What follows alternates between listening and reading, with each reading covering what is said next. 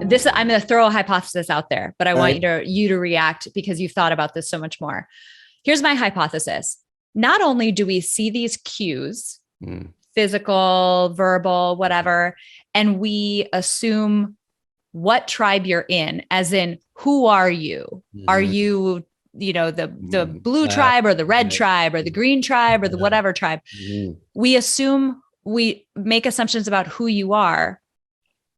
We go two steps further, I think. Not only who you are, but what you believe. And most importantly, and probably most detrimental, why you believe what I think you believe. Right.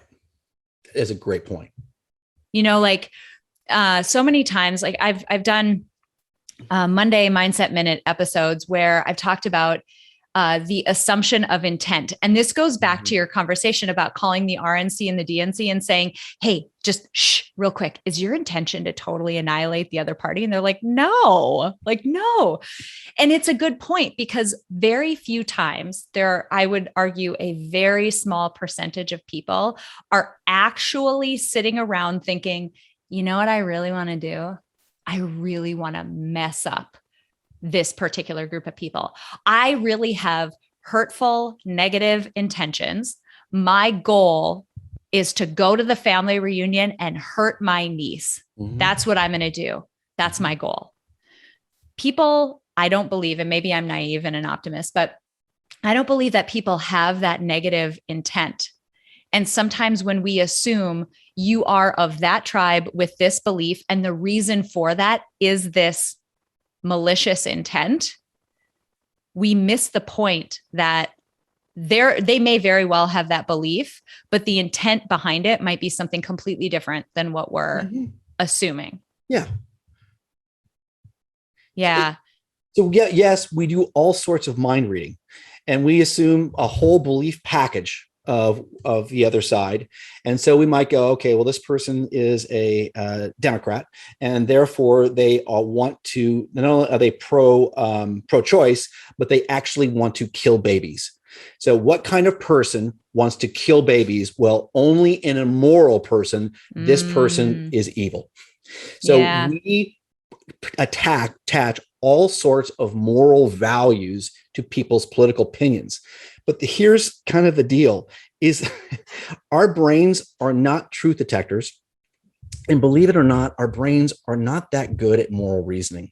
What our brains are really good at is assimilating to our tribes. That is one of our most primary functions, is to make sure that we look and sound like the people that we are around. This is really going to date me, but you probably saw the movie Dances with Wolves. Yes. Kevin Costner plays Captain John Dunbar. He wants to see the West before it's gone. He goes out to Camp Sedgwick, where the post has been dilapidated and everyone's gone. And he comes across the Sioux Indian tribe. The first kind of meetings are a little bit tense and a little bit hostile, but over time they kind of drop their hostilities, openly come up with a little bit of curiosity on both sides. They begin to investigate each other. And before you know it, John Dunbar is learning their language. He's fraternizing with them and becoming friends. He goes on a hunt. He saves a couple of the members from death situations. He starts to dress like them. He speaks their language. And before you know it, he actually has assimilated completely into that tribe. And we know that he's assimilated into that tribe because toward the end of the movie is he gets attacked by Union soldiers who he then kills. So, and what he did, that assimilation, is what every single one of us would do in the same scenario. We come to assimilate the look, the culture, the war paint, the hairstyle, the beliefs, and even the moral reasoning of the groups that we're part of. Yeah. So what we believe down in our very, very ancient brains is to assimilate to a tribe is the surest way of our safety. And to go against the tribe is near certain death.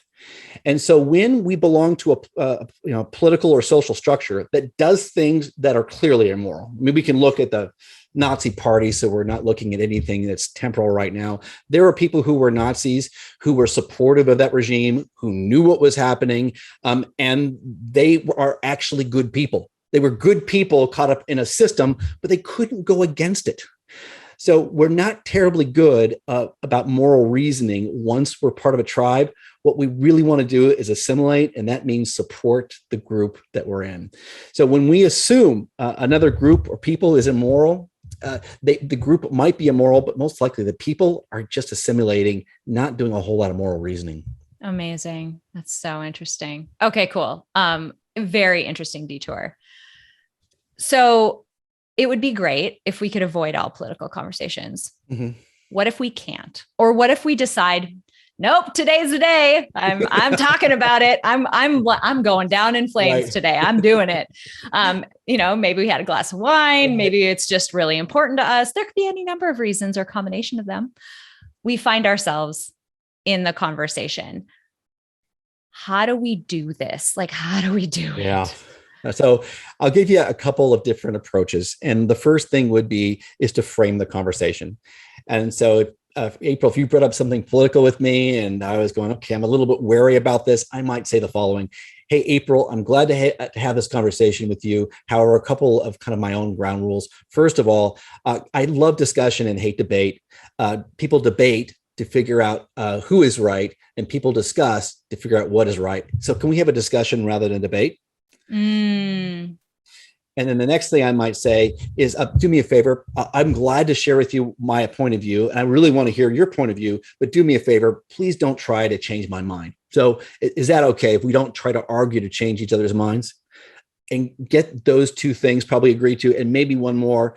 Hey, as long as we can keep the tone, volume, and language civil, I'm all in. And you set those couple ones as ground rules, and you're probably more likely to have a better conversation. Well, and it gives it gives everybody, not even that person, you, right? It gives everybody the ability to know what playing field they're on, what the rules of engagement are. And you have the ability to say, you know what, that's just not a conversation I can have based on those rules. Okay, cool. Bow out. I love that. So let's say everybody agrees. Love your rules. All right. I'm in. Yeah. Let's have the discussion. Right. So how do we do it well? So you, let's say, April, say something to me that is morally reprehensible to me. You say something which is outrageous to me, and I'm going in my mind, oh my God, how can she say that? What do I say in this moment? Because I don't want to validate what she just said. And if I argue with it, it's only going to calcify her position. And I'm sure we've all kind of had that experience where someone says something that's hateful or ignorant or just plain wrong. And what we're doing inside of our heads is we want to go, are you out of your mind? The email that you sent, right? We want to go down that email path. Oh my gosh. We want revenge on somebody like that. And that is the worst thing you can do, because what it usually does, it inhibits a defensive, or what we call the backfire effect. And usually people double down. It only makes it worse. So what I'm going to recommend in that scenario is you always remain calm and confident and kind. So you go back to that as kind of a mantra: calm, confident, and kind. And you use a technique called reflective listening. And in reflective listening, the first thing you do is you find some point of agreement. And so you could say something like, oh, that is really interesting that you said that. Or if they said anything in there that you agreed with, you raised a really interesting point in there. Or that is a great question, one really worthy of thought.